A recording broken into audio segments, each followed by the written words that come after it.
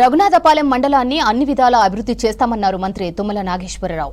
ఖమ్మం నియోజకవర్గ పరిధి రఘునాథపాలెం మండలంలో పలు పార్టీలకు చెందిన నాయకులు, కార్యకర్తలు మంత్రి సమక్షంలో కాంగ్రెస్ పార్టీలో చేరారు. ఉమ్మడి ఖమ్మం జిల్లాలో దాదాపు అన్ని మండలాలను అభివృద్ధి చేశామన్నారు తుమ్మల. త్వరలో బుగ్గవాగు ప్రాజెక్టును పూర్తి చేస్తామని హామీ ఇచ్చారు.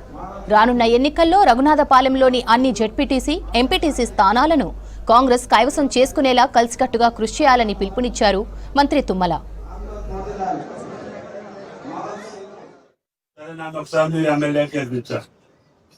ప్రతిపక్షంలో కూడా జానారెడ్డి గారు పంచాయతీ రాజ్ మినిస్టర్ ఉంటే కూర్చోబెట్టి ఆయనకు అర్థమయ్యేటట్టు చెప్పి, అయ్యా ఈ అపన ఉండటం మూలాన మా వాడు అందరికీ ఇబ్బంది అవుతుంది.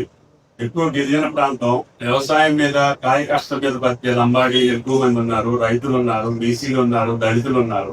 అన్ని మండలాలు గుండాలు బాగు చేయగలిగా, వాజేడు బాగు చేయగలిగా, కానీ రఘునాథపాలెం నా వల్ల కావట్లేదు.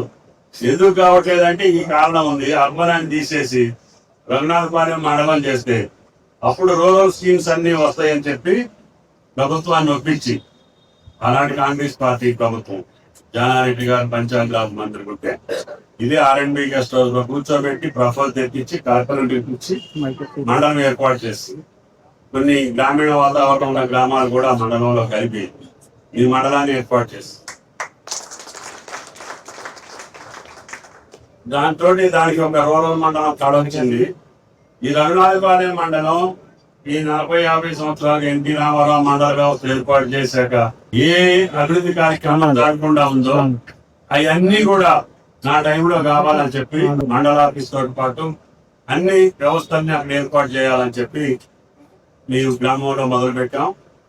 7-8 సంవత్సరాలకి ఎట్టో మండల ఆఫీస్ కట్టారు.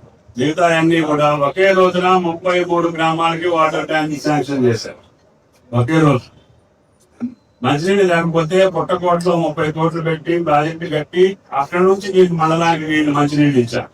ఇప్పుడు నాగార్జున సాగర్ వస్తేనేమో ఇక్కడ డీప్ కట్ట ఇటు వెళ్ళిపోయింది, సీతారాం వస్తేనేమో అక్కడ అన్ని వేసుకొని అటు వెళ్ళిపోయింది, మళ్ళీ దీని మండలం మిగిలిపోయింది. దీన్ని మరి రైతాంగానికి అందుబాటులోకి తీసుకురావాలి అంటే ఏం చేయాలని చెప్పి నాకున్న ఆలోచన ప్రకారంగా మున్నేరు మీద లిఫ్ట్ పెడదాం అనుకున్నాము. అసలు అది వస్తుంది, ఉంచుతే పోతుంది, కానీ ఎక్కువసేపు ఉండదు. చెరువు దాకా గొప్ప చేసి 30 కోట్లు శాంక్షన్ చేసి ఈ మండలంలో కావాల్సిన అన్ని మిగతా కార్యక్రమాలు 50 కోట్ల రూపాయలు 108 గ్రామాల్లో అడిగినటువంటి డొక్క రోడ్డు అన్ని కూడా దేవసింగ్ దీపుల ఊరూరికి చెప్పాలి. లిస్ట్ మీకు వచ్చిందా? ఊరూరికి వెళ్ళి మీకు ఏ డొక్క రోడ్డు అడిగారో ఆ డొక్క రోడ్డు అన్ని శాంక్షన్ ఇచ్చారు. ఎన్నికలు ఆగిపోతే రేపటి నుంచి మొదలు పెడతాం. ఎన్నికలు మొదలు పెడితే మాత్రం ఎన్నికలు అయిపోయాక మీరు పనులు చేసుకోవచ్చు. అంటే ఆయన 3 ఉంటే మనం 10 మంది చేరినాం. మేము 10 మంది చేరితే ఆయన 1000 మంది చేరారు.